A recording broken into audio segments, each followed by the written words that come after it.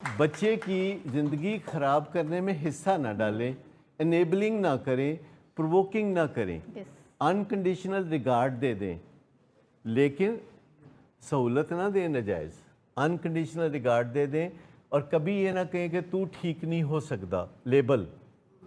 یہ جو لیبلنگ ہے، یہ جو ججمنٹ ہے، یہ جو نجومی بن کے ہم کہتے ہیں تو نہیں صحیح ہو سکتا، تو کتے دی وہ پوچھلے جڑی 12 سال بھی رکھو نا نلکی جو سدھی نہیں ہو سکتی،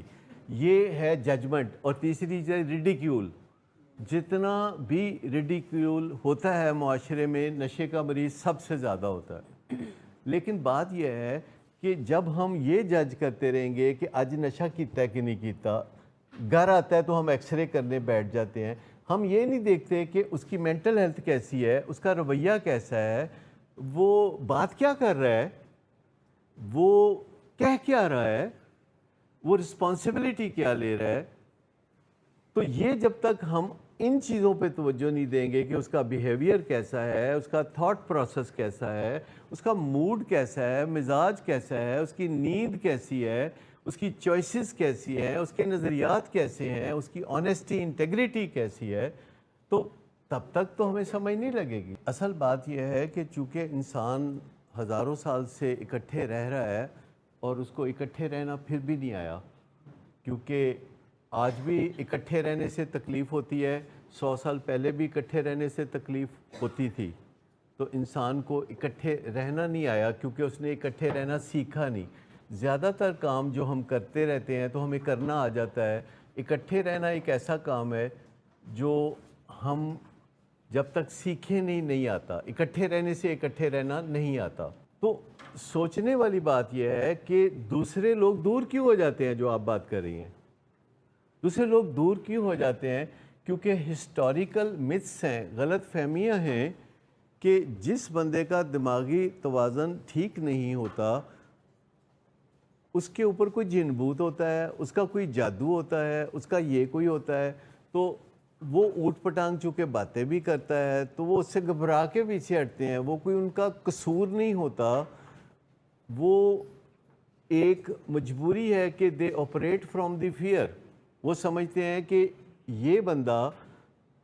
ہمارے لیے کوئی تکلیف دہ بات نہ کر دے، یا ہمارے لیے کوئی، ہمارے بچوں کے لیے مسائل پیدا نہ کر دے، کیونکہ لوگ بیسیکلی سیلفش ہوتے ہیں۔ وہ آپ کے بچے کو سنوارتے سنوارتے اپنے بچے کے بارے میں فکر مند ہونا شروع ہو جاتے ہیں۔ کیا آپ بھی کئی دفعہ اپنے بچے کو سنوارتے سنوارتے اپنے بارے میں فکر مند نہیں ہو جاتے؟ کئی دفعہ ایک دم آپ کو ڈر لگنے لگتا ہے کہ اگر میں نے اور زیادہ کوشش کی اس کو علاج میں ڈالنے کی، یہ میرا دشمن ہو جائے گا، تو میں پیچھے ہٹ جانا۔ بہت سارے والدین اس وجہ سے تذبذب میں پیچھے ہٹتے ہیں کہ بچہ کہہ رہا ہوتا ہے رکھ لو مینوں 100 دن، جدو میں گھر آواں گا نا پھر میں نبڑ لاں گا تہاڈے نال۔ تو اب بچے کی ویلفیئر چلی جاتی ہے پسے پشت، اور اپنی ویلفیئر آگے آ جاتی ہے۔ تو مجھے یہ بتائیے کہ جب اپنے والدین ڈر کے مارے بچے سے، اپنے بچے سے ڈر کے مارے غلط فیصلے کرتے ہیں، تو آپ کے جو رشتہ دار اگر غلط فیصلے کرتے ہیں تو کوئی شکوہ ہے؟ It is a choice, they can take it. کیونکہ چند دن پہلے میں وہ جو بات کر رہا تھا ایک باپ کی، جس نے کہا کہ مجھے اپنے بچے کی بیماری کو، یعنی ایڈکشن کی بیماری کو سمجھنے میں 5 سال لگے، اور 5 سال کے بعد مجھے پتہ چلا یہ 7 باتیں ہیں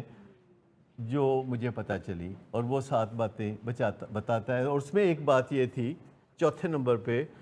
کہ رشتہ دار جو ہیں پیچھے ہٹنے لگتے ہیں۔